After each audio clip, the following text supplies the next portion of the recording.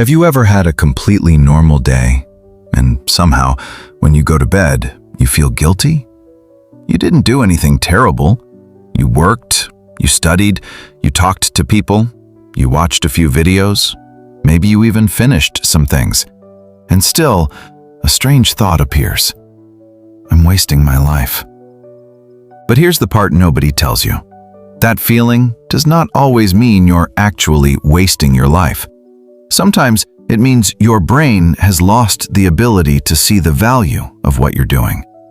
And once you understand why, your entire idea of a wasted life starts to change. Think about a normal day. You wake up and already have 10 things you think you should be doing.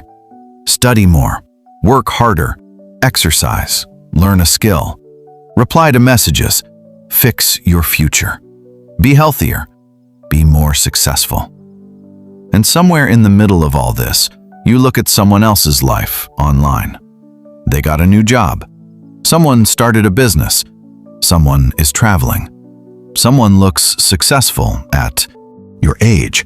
And suddenly, your ordinary Tuesday feels like evidence that you're falling behind. But there is a problem with this comparison. You're comparing your entire unfinished life with somebody else's selected moments. Your brain doesn't see the boring parts of their life. It sees the result. And then it looks at your process and asks, why don't I have that yet? That question can quietly turn normal life into a constant feeling of failure. But there is something even deeper happening. You may not actually be afraid of wasting time. You may be afraid that your time is not leading anywhere. That's different. Imagine spending 6 months learning something. You practice, you struggle, you improve a little, but there is no obvious result yet. You can easily feel like nothing is happening. Now imagine doing the same 6 months, but knowing exactly what you're building toward. The same 6 months suddenly feels meaningful. The clock didn't change. Your interpretation of the clock changed. This is one reason the feeling of wasted time can become so painful. Humans don't only care about what happens now. We constantly judge the present by what we think it will mean later. And research on the future self gives us an interesting clue. When your future self feels distant and almost like a stranger, it becomes much easier to choose something enjoyable now and ignore something that could help you later. Your future self is the person who will deal with tomorrow's consequences, but your present self gets the reward right now. So you say, I'll start tomorrow. And tomorrow becomes next Monday. Next Monday becomes next month.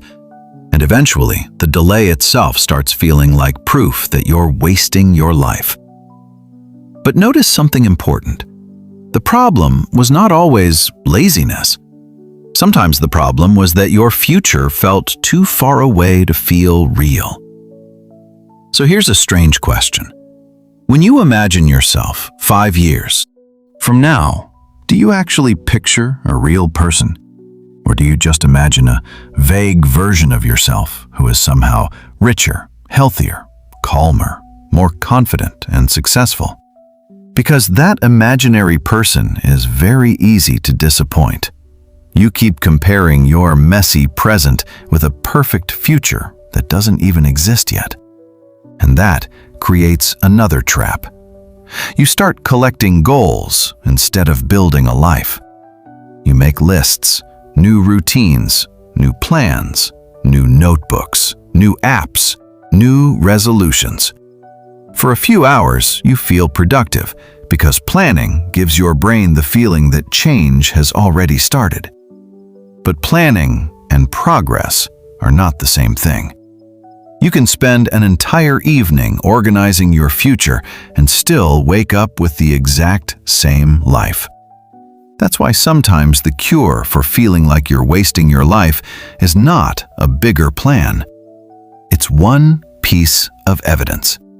Something small that proves to you, I am moving. Read 5 pages. Practice for 20 minutes. Send the application. Clean the corner you've been avoiding. Finish the assignment. Save a tiny amount. Have the difficult conversation. Not because these actions will magically transform your life overnight. They won't. But because your brain needs evidence that your choices can create change. And here's another uncomfortable truth. Some parts of your life may genuinely be outside your control.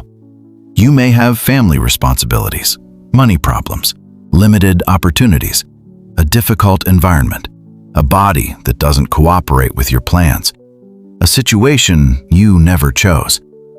So, if you're dealing with something like that, telling yourself to simply work harder is not wisdom. It's blame. You don't control every condition of your life, but you usually have some control over what you do with the next small piece of time. And that distinction matters. Because a meaningful life is not a life where every hour is productive. If that were true, resting would be a waste. Talk to someone you love would be a waste. Laughing for no reason would be a waste. Sitting quietly would be a waste. Looking at the sky would be a waste. Being young would be a waste unless you were constantly achieving something. That's not a life. That's a performance review. And maybe this is why so many people feel guilty even when they're exhausted. They have quietly turned their entire existence into a productivity test. Every hour must produce something. Every year must show progress. Every decision must have a measurable benefit. And when nothing impressive happens for a while, they think, my life is going nowhere. But life doesn't always look like progress while you're living it. Some periods are for building. Some are for recovering. Some are for learning what you don't want.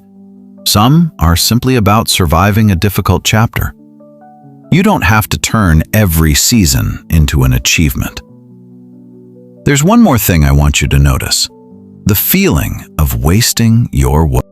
Life often becomes strongest when your days don't match what you say matters to you. Maybe you say health matters, but your body gets whatever energy is left. Maybe learning matters, but your attention disappears into your phone every evening. Maybe family matters, but you are always mentally somewhere else. Maybe creativity matters, but you keep waiting until you have more time. This doesn't mean you're a bad person. It means there is a gap between your values and your actions, and gaps create discomfort. So don't ask yourself, am I wasting my life? That question is too huge. Ask something much smaller. What matters to me right now? And did I give it even a little of my time today? Maybe the answer is yes.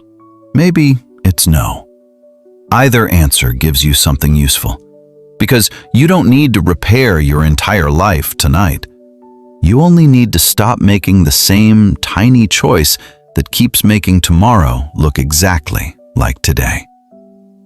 Put the phone down for 10 minutes. Open the book. Take the walk. Make the call. Work on the thing you've been postponing. Or, if you genuinely need rest, rest without punishing yourself for it. Because rest chosen with awareness is not the same as escaping your life. And wasting time is not the same as having time that looks ordinary. One day, you may look back and realize that the quiet days mattered too. The days when nobody noticed. The days when you were learning. The days when you were trying again. The days when you were simply becoming someone you could trust. So if you feel like you're wasting your life right now, don't panic. Don't try to become a completely different person by tomorrow morning. Just look at today. Find one thing that matters. Give it a small amount of your attention. Then do it again tomorrow. Because your life is not being decided by one perfect day. It is being shaped by the small choices you keep making when nobody is watching. Take one small step today.